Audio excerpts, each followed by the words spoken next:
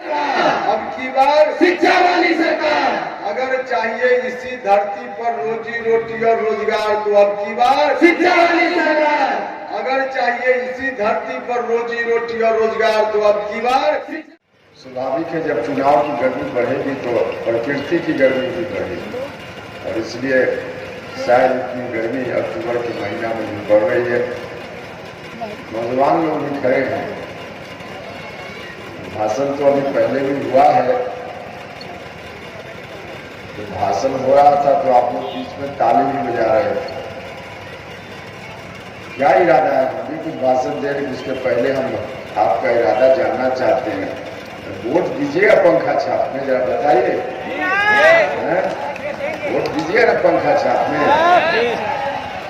Vote देना पंखा छाप में जरूरी है, क्योंकि इसलिए 15 साल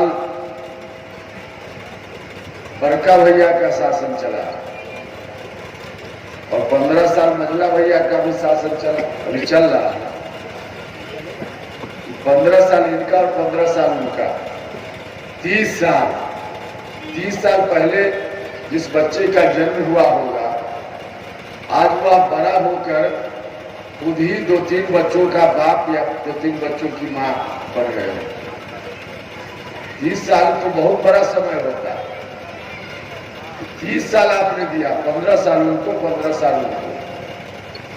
इन 30 वर्षों में सरकारी स्कूल जहां गरीब घर के बच्चे पढ़ते हैं, देखिए गरीब घर के बच्चों की पढ़ाई लिखाई के लिए सरकारी स्कूल के अलावा दूसरा कोई रास्ता नहीं है। और ऐसे कोई गरीब घर में पैदा हो या अमीर घर में, किसी भी व्यक्ति का हर तरह से विकास, अच्छा विकास तब तक नहीं होगा जब तक उसको अच्छी शिक्षा नहीं मिले। जो पैसे वाले लोग हैं उनके लिए कठिनाई नहीं है। सरकारी स्कूल में अच्छी पढ़ाई नहीं हो रही है तो जो पैसे वाले लोग हैं शिक्षा खरीद लेते हैं, प्राइवेट स्कूल में अपने बच्चों को भेज देते हैं पढ़ने के लिए। लेकिन गरीब आदमी, आज तो गरीब आदमी भी चाहता है कि उसका बाल बच्चा भी आगे बढ़े, लेकिन उसका बाल बच्चा कैसे आगे बढ़ेगा? पढ़ाई लिखाई होगी अच्छी उसकी, तभी उसका बाल बच्चा भी आगे बढ़ेगा।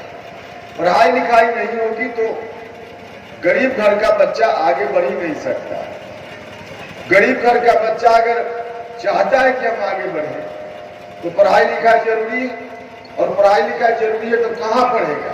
पैसा नहीं है, प्राइवेट स्कूल में जा नहीं सकता है, सरकारी स्कूल में पढ़ेगा।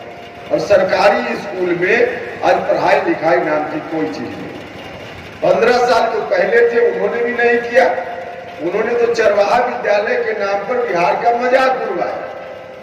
बाद में नीतीश कुमार जी आए, लोगों का भरोसा था कि नीतीश जी आएंगे तो सुधार होगा, सरकारी स्कूल में अच्छी पढ़ाई होगी। अब नीतीश जी की 15 साल में इन्होंने भी कुछ नहीं किया। मास्टर साहब जिनका काम था पढ़ाना लिखाना, मास्टर साहब को खिचड़ी पकाने और खिलाने में लगा दिया। अब मास्टर साहब बेचारे क्या पढ़ाएंगे? अब खिचड़ी पकाएंगे, खिलाएंगे कि पढ़ाएंगे? और उससे भी कुछ समय बचता है मास्टर साहब का, तो बिल्डिंग जो स्कूल का बनता है, भवन बनता है, अब ठेकेदार भी मास्टर साहब कोई सरकार ने बना दिया। अब मास्टर साहब बैठकर ईंट सीमेंट बालू का हिसाब किताब लिखेंगे, चावल दाल का हिसाब किताब लिखेंगे कि बच्चों को पढ़ाएंगे। यही काम मास्टर साहब कर रहे हैं। सरकार ने ऐसा बना दिया कि पढ़ाई लिखाई तो पूरे तौर पे चौपट हो गई, और पूरे तौर पे सरकारी स्कूल में पढ़ाई लिखाई चौपट, मतलब आपके बाल बच्चों का भविष्य चौपट। तो सरकार क्यों बनाई जाती है? सरकार की जरूरत क्यों है? इसलिए सरकार की जरूरत है कि सरकार आपके लिए, आपके बाल बच्चों के लिए हर तरह की सुविधा उपलब्ध कराए, वैसी सुविधा जो देश के दूसरे राज्यों में वहां के लोगों के लिए वहां की सरकार उपलब्ध कराती है। लेकिन बिहार में यही रवैया, और 30 वर्षों से ऐसा चल रहा है। भाइयों और बहनों, जो गरीब लोग बीमार पड़ते हैं, हम लोग जब दिल्ली में रहते हैं तो गरीब लोग जाते हैं इलाज करवा दीजिए। बिहार में बड़ी बीमारी से कोई गरीब आदमी ग्रसित हो जाए तो प्राइवेट में जाएगा नहीं, इसलिए कि उसमें वहां भी पैसा लगता है। सरकारी अस्पताल में कहीं इलाज है ही नहीं, तो किसी तरह से जमीन बेचकर कर्ज लेकर वह दिल्ली जाता है और वहां जाकर भी कहता है कि एम्स में इलाज करा दीजिए। भाइयों और बहनों, एम्स भी कोई प्राइवेट अस्पताल नहीं है, सरकारी अस्पताल। तो दिल्ली के सरकारी अस्पताल में अच्छा इलाज हो सकता है, तो बिहार के नवादा के सरकारी स्कूल में अच्छा इलाज नहीं हो सकता है कि यहाँ भी अच्छा इलाज हो सकता है। दिल्ली के सरकारी स्कूल में अच्छी पढ़ाई हो सकती है, तो यहाँ के सरकारी स्कूल में अच्छी पढ़ाई नहीं होगी, यहाँ भी पढ़ाई हो सकती है। नौजवान लोग, मजदूर लोग जो रोजी रोटी की तलाश में दूसरे प्रदेश में जाते हैं, बड़ा काम करने के लिए कोई कहीं भी जाए अपने देश में या देश से बाहर, तो अच्छी बात है, लेकिन अपना पेट पालने के लिए हम लोग जब दिल्ली में रहते हैं, जब हम मंत्री भी थे भारत सरकार में, तो यहाँ से BA पास, MA पास, इंजीनियरिंग की डिग्री लेकर नौजवान लोग, मंत्री जी नौकरी दिलवा दीजिए, प्राइवेट में भी कहीं नौकरी दिलवा दीजिए। बहुत न मिले कोई बात नहीं, 5,000 7,000 भी महीना में मिल जाएगा तो काम चल जाएगा। भाई और बहनों, जब इंजीनियरिंग की डिग्री लिया हुआ विद्यार्थी 5,000 7,000 की प्राइवेट में नौकरी की बात वहां करता था, तो अंदर से हम लोग भी हिल जाते। ये क्या है बिहार? भाइयों और बहनों, बिहार के नौजवान रोजी रोटी की तलाश में, बिहार के मजदूर हिंदुस्तान में कहीं भी किसी भी शहर में चले जाइए, छोटा या बड़ा, हर शहर में वहां बिहार के लोग मिल जाएंगे।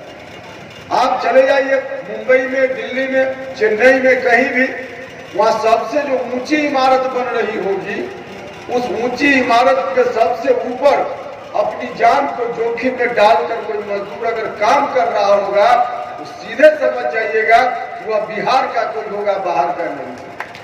तो इस स्थिति में बिहार के लोग क्यों रहते हैं? कौन चाहता है कि हम अपने बाल बच्चों को घर में छोड़कर, बूढ़े माता पिता को छोड़कर, जवान पत्नी को छोड़कर और 2 साल 3 साल अपने घर से बाहर रहे? कौन चाहता है? कोई नहीं चाहता, लेकिन मजबूरी है, पेट का सवाल है। अभी कोरोना के समय दुनिया भर के लोगों ने देखा, नीतीश जी तो कह रहे थे पहले कि अब तो पलायन रुक गया, बिहार से बाहर लोग जाते ही नहीं है, लेकिन कोरोना के समय दुनिया ने देखा, देश भर के लोगों ने देखा कि किस तरह से हजारों लोग हजारों किलोमीटर दूर से अपना घर वापिस हो रहे थे, और जो लोग भी चल रहे थे, दृश्य देखकर अंदर से दिल सिहर जाता था। जब टीवी के स्क्रीन पर हम लोग भी देख रहे थे, महिलाएं अपने छोटे छोटे बच्चों को लेकर, दुधमुआ बच्चा को लेकर और पैदल चल रही थी, वहां से पैदल चल रही थी। जो लोग भी उस तरह से पैदल चल रहे थे, उसमें भी अधिकांश लोग बिहार के थे, और लोग आए हजारों किलोमीटर से पैदल घर वापिस आए।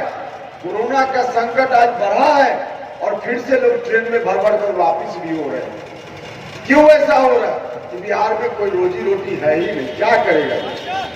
भाइयों और बहनों, बिहार के लोग सब जगह इस तरह से मिल जाए, लेकिन आपके इलाका में एक भी व्यक्ति जो आंध्रा का हो, महाराष्ट्र का हो, यहाँ 5,000 4,000 की नौकरी करता हुआ मिले, तो हमको कोई बताए। एक भी नहीं मिले। इसलिए नहीं मिलता है कि वहां के लोगों को वही रोजी रोटी रोजगार मिल जाता है। अगर महाराष्ट्र, मुंबई, आंध्रा के, देश के दूसरे राज्यों के लोगों को, वहां के नौजवानों को वहां रोजी रोटी रोजगार मिल सकता है, तो बिहार के नौजवानों को, बिहार के मजदूरों को इस धरती पर रोजी रोटी क्यों नहीं मिल सकती है? निश्चित रूप से मिल सकती है। सब कुछ हो सकता है बिहार, सब कुछ हो सकता है बिहार, लेकिन जिनके ऊपर जवाबदेही, उनके अंदर इच्छा शक्ति होनी चाहिए। कितना दिन मौका दीजिएगा? 15 साल तो आपने देख लिया, 15 साल उनको भी देखा, 15 साल इनको भी देखा। अब कितना दिन हम आपसे हाथ जोड़कर प्रार्थना करने आए कि आपने चाहे उनको वोट दिया हो या इनको वोट दिया हो, उनके कारणों से आपने उनको और उनको वोट दिया। इस बार कृपा करके उन लोगों की बातों में आकर उनके या उनके कारण से वोट मत दीजिए, क्योंकि फिर अगर उसी तरह से वोट दे दीजिएगा तो उनके घर का खजाना तो पहले की तरह भरेगा, आपके बाल बच्चों की कभी तक दिल नहीं सुनेगी। इसलिए इस बार वोट दीजिए तो अपने बाल बच्चों के लिए वोट दीजिए। सब कुछ संभव है, करने वाला होना चाहिए। आपने 15 साल दे दिया, 15 साल दे दिया, अब आजमाने की जरूरत नहीं। अब अगर फिर आजमाइएगा तो आजमाया हुआ को क्या आजमाइएगा, और 15 साल दोनों को अलग अलग। इसलिए हम आप सब लोगों से कहने आए, हाथ जोड़कर प्रार्थना करने आए, इस बार जब वोट डालने जाइए मतदान केंद्र के अंदर, वहां ईवीएम मशीन के सामने बटन दबाने से पहले थोड़ी देर रुक कर सोचिए